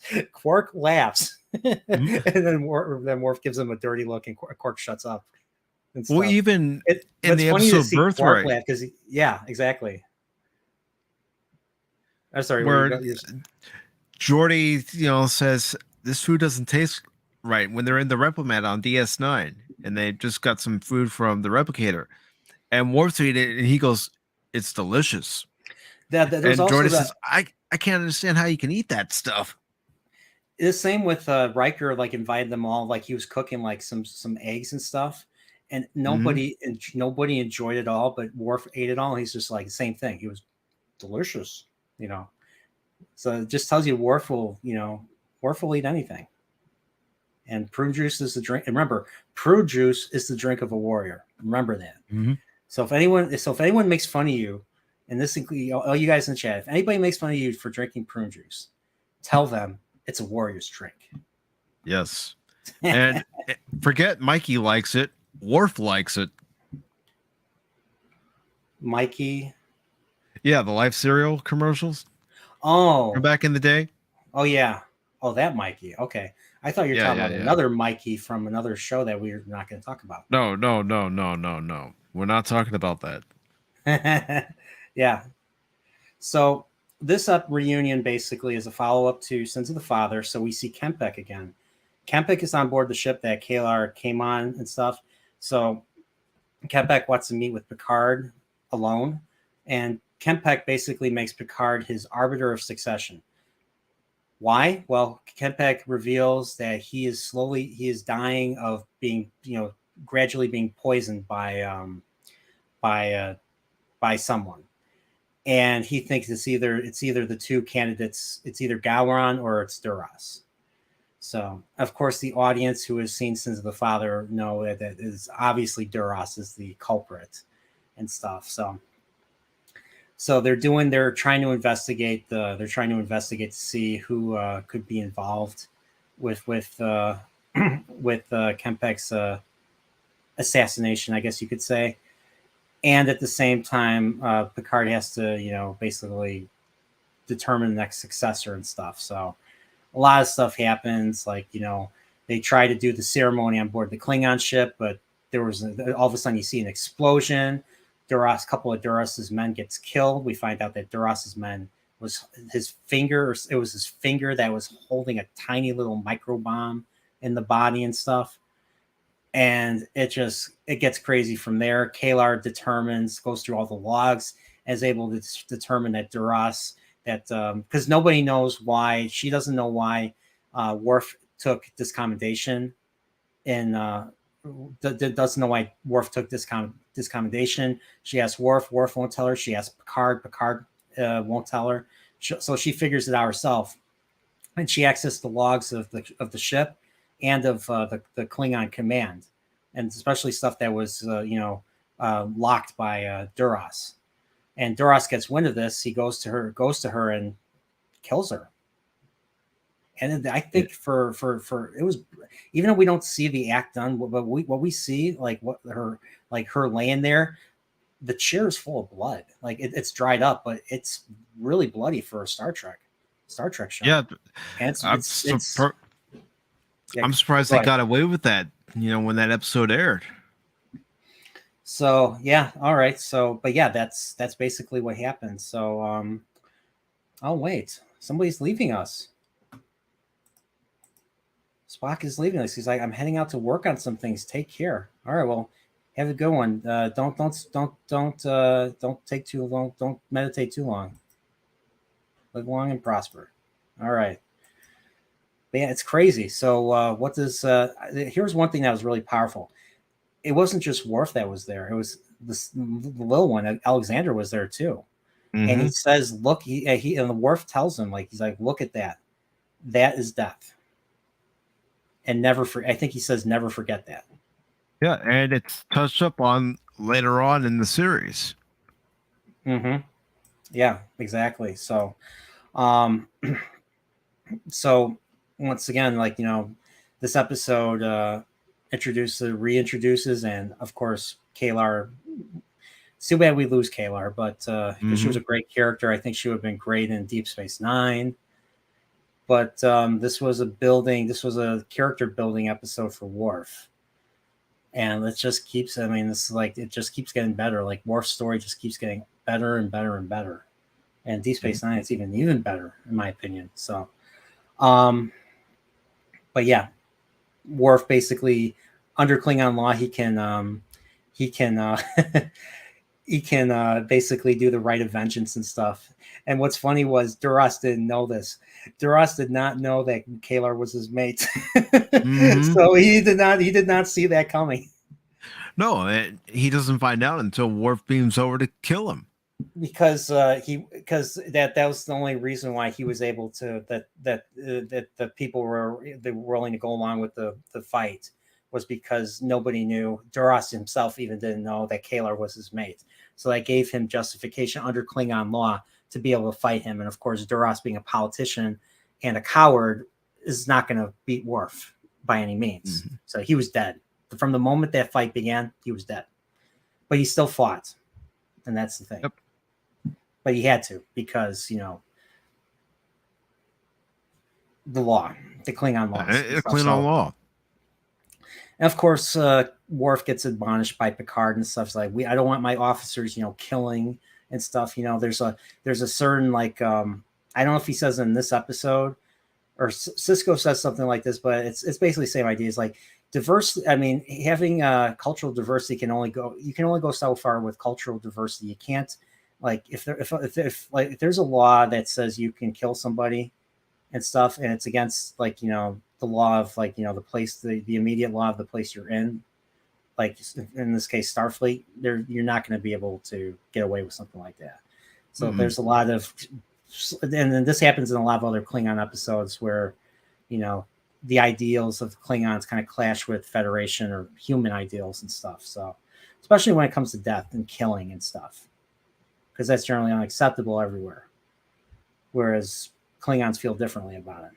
So yeah, so it was on his record, and he stays on board and stuff. And that's basically Reunion. So that's my honorable mention. So you ready for your number one? And I'm wondering if I'm wondering if my number one is also your number one. So, well, we'll find out. My number one for top 5 Klingon episodes is Sins of the Father. Yep, it's my number one too. So, all right, let's talk about it. I'll let you kick it off. Worf meets his brother Kurn for the very first time. We, as the audience, meet Kurn for the first time. Played wonderfully by Tony Todd. That's right. I mean, he's come back to play other roles on Star Trek, but he's excellent as Kurn. Yes, and I totally agree. And why is Kurn there? Well, first to let Worf know that he's his brother, but also to plant a seed in Worf's head about challenging the Council's decision about their lives spoken about their father. Now, I don't think Worf knew who his father was before this, I think. No, he didn't. And he didn't know anything about his family. The only thing he knows is about his step parents told him. His Russian Rozhenko step parents told him and stuff. Yeah, because as far as Worf knew, his brother wasn't there. His brother was dead. Because Mm-hmm. what we learn in the episode is Kern was actually being watched by a friend of the family's. Well, that friend of the family ends up taking Kern in as his own son. Yeah, I think Kern was only like a year old, whereas I think Worf was like 4 or 5 years old or something. Mm-hmm. So Kern is the younger brother. Yep. So, long story short, the way Kern ends up on the Enterprise is through an exchange program, very similar to Riker going on board the Bird of Prey in A Matter of Honor. Mm-hmm. And one of the things I like is you find out that the Klingons, well, as far as cooking food, they don't really do it, because there's a scene where the crew's having dinner together with Kern there, and Kern asks, "How long has this bird been dead?"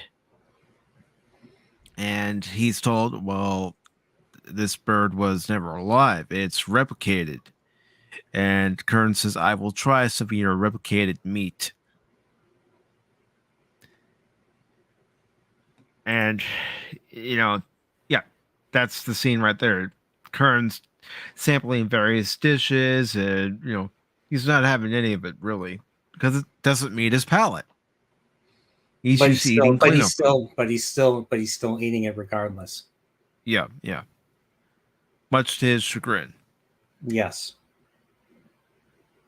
So, So basically, so this Sins of the Father, I was listening to some of the commentary from Ronald D. Moore. This was actually 2 episodes or 2 scripts. I mean, this was 2 scripts, and they combined it. They combined it into one. So one script, basically, Worf meets his brother, and they go on an adventure, and then the other one was about Worf's father and going to Kronos to challenge the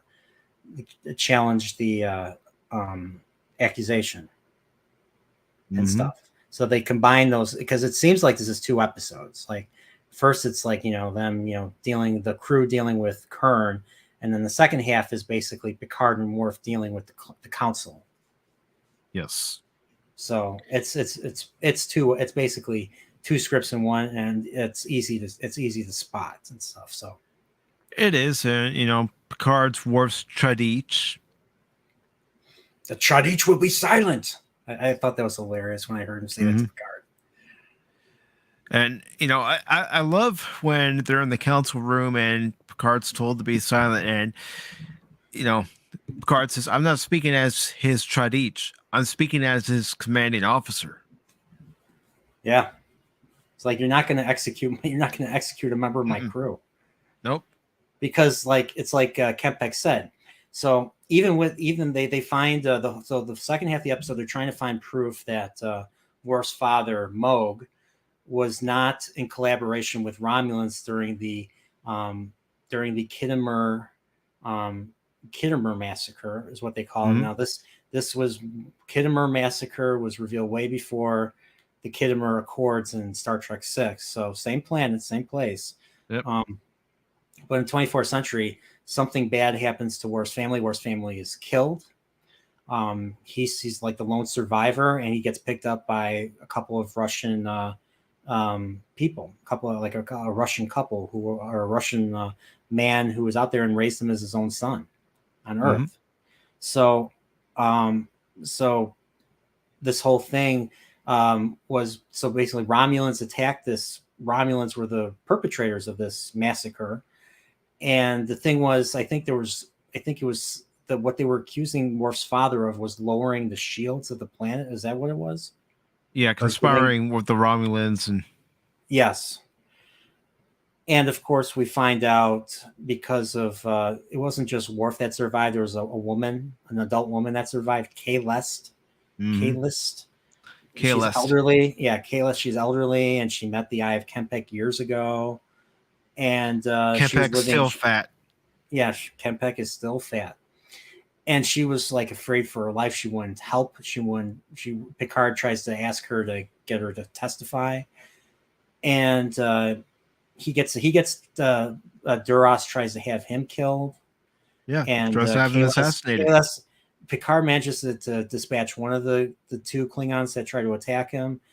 He's losing against the second one, but Kalis comes in and stabs the other one in the back, and she's like, "Yeah, I'll help you." And so when they go to the chamber, Kempek dismisses her right away, and he's like, "This case was lost before you even got here." Mm-hmm. And why? Because, well, we find out Duros's father. What's his father's name? Gerard or something, or Yeah, Durat. Gerard was the actual traitor. But if this was brought out to if this was brought out to the rest of the empire, there would be a civil war because the Duras family is just that too damn powerful. And we see this in Redemption. Like Gowron has no Gowron. If Gowron didn't have the help of Worf and Kern and their fleets and stuff, they'd have no chance. And of course, the help of Picard and the blockade that they created, there would be no chance. They'd have no chance against the Duras family. The Duras family just had that many resources, and they had the Romulans behind them too, supplying them with weapons and supplies and just typical supplies in general. So. Yeah, this was back when Star Trek had smart writers and smart story ideas. You know why that was the case? It was because Michael Piller, and Ronald D. Moore says this, Michael Piller was his boss. Michael Piller was so strict. He was strict on like character motivations. He was strict on what the episode was about. Like everything he was the reason why there was a big level of quality in the scripts, in the final scripts. And he yelled at Ronald D. Moore, yelled at all of the writers, when they, forget to mention things, or if there's continuity issues, or if there's stuff that's missing, stuff that we all complain about now about current media, current Trek, or current stuff that calls itself Trek, same thing. So. Michael Piller takes over as showrunner, head writer in season 3, and it shows. That's why season 3 is miles better than seasons 1 and 2, ran by Maurice Hurley. Maurice Hurley was just a jerk. Yeah, I mean, people would quit the show under Maurice Hurley. Gates McFadden was fired because of him. Yep. So whereas Michael Piller was really strict, and he was not a Star Trek fan, but he knew. He made sure like no script went out if it wasn't like, he was very strict on, like, he would mark the crap out of the script, and they had to go and rewrite it and stuff. That's how. I mean, Michael Piller was a big filter, and that's why the level of quality went up a lot in season 3, and then going forward seasons 4 and 5. Yeah, and it worked greatly to the show's benefit. Yeah. By the way, Michael Piller has been gone for, I think, 17 years now. I think he passed away in the mid 2000s. Yeah, he did. So, R.I.P. Michael Piller. So, but yeah, the Sins of the Father was my number 1 too, for the exact same reason. I felt it really established Worf, and it really established. Besides, I know Manner of Honor, Emissary, and Heart of Glory preceded that, but this episode was what really brought the Klingon Council, really brought the Klingons into the fold. And if it wasn't for episodes like this, I don't think we would have gotten Star Trek 6 level of quality either. So there's a lot that I think Sins of the Father really brought to the table for Star Trek as a whole. And that's why it's our number 1, both of our number 1s. And it's pretty cool that we both chose the same thing for number 1. Because I was fighting between that, Star Trek 6, or Way of the Warrior for number 1, because they're all great episodes and stuff. But well, like I said earlier, you're looking at every single Klingon-centric episode from all the series, except for, what's currently going on. And then you're looking at that list, and you're trying to narrow down the list to where you can come up with a top 5 and honorable mentions. And it's not easy, because there are some really good Klingon characters, because the Klingons themselves aren't one-dimensional. They have multiple layers to them. Yeah. I don't know if you're still here, but Revenge Guy's in the house. What's up, Revenge Guy? How you doing? Yeah, Revenge Guy. Yep. Remember, it's a Klingon proverb: "Revenge is a dish that is best served cold." Very cold in So space. that's right. So yeah, that's so Sins of the Father, basically because of the fact that Duras's family is too powerful, and Picard's not willing to let Worf get executed. Worf decides to accept this commendation.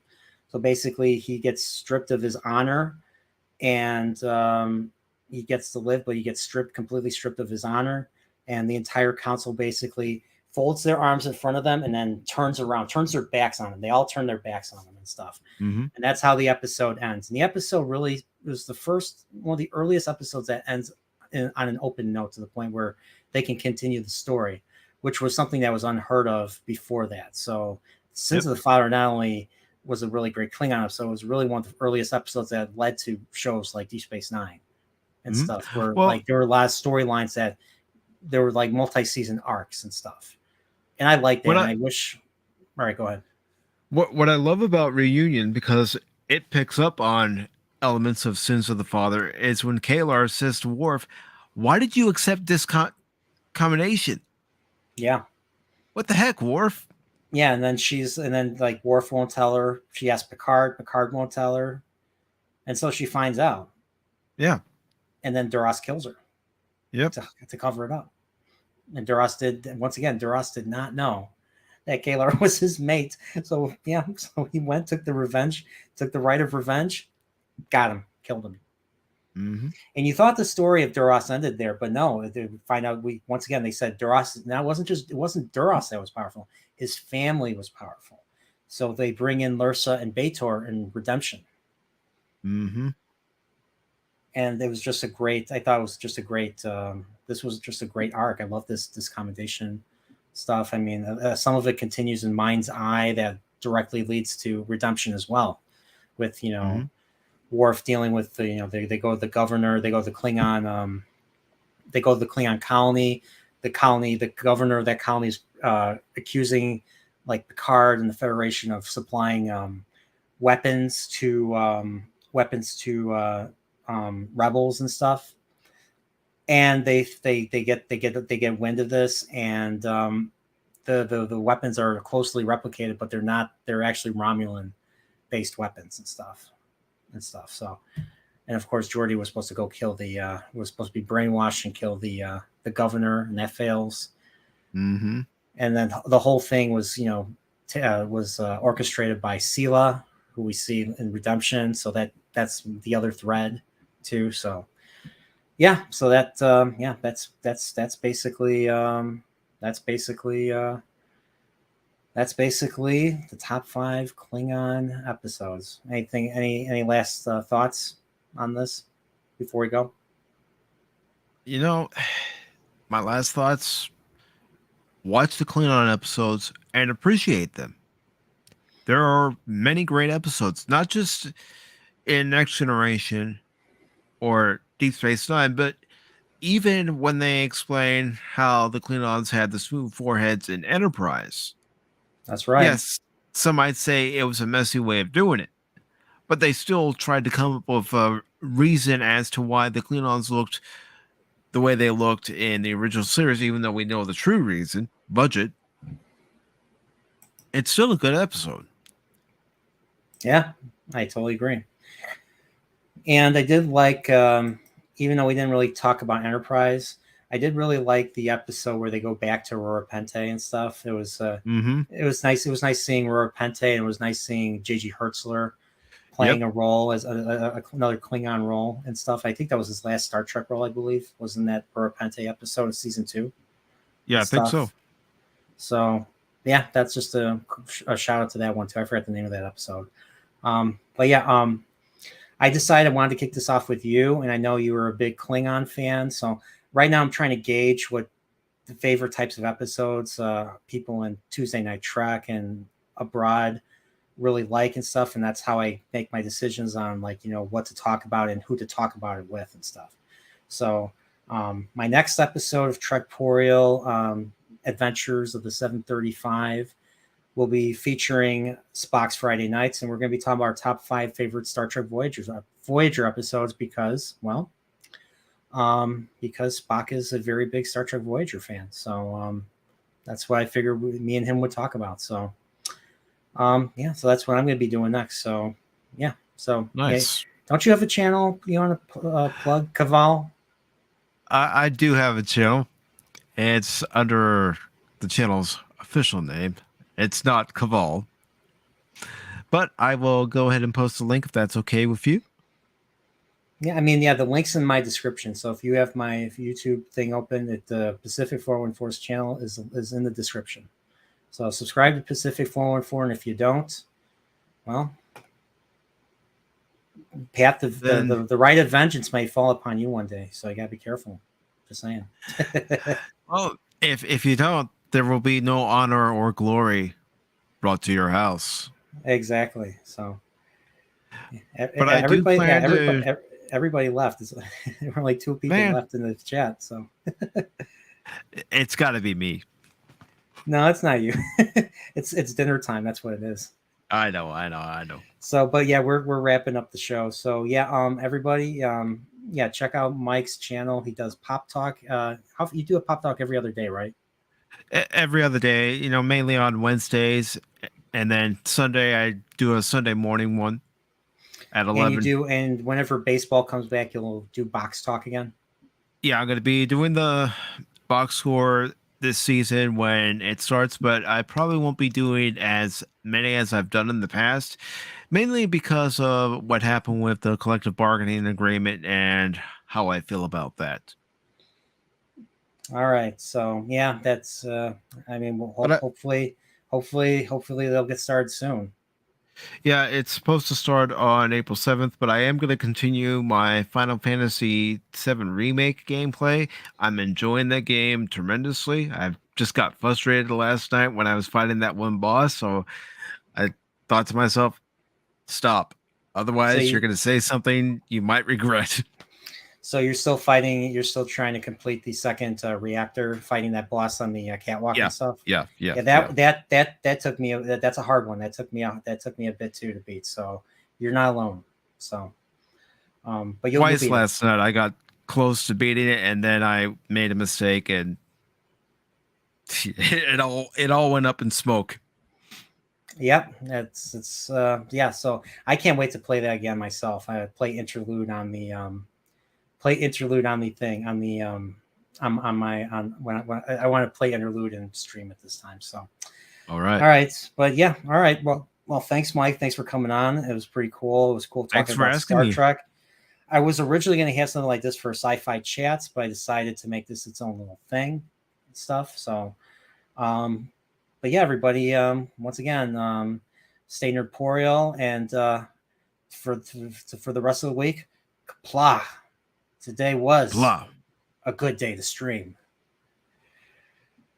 and Glory to you glory to and your you house. and your house. Take it easy, folks.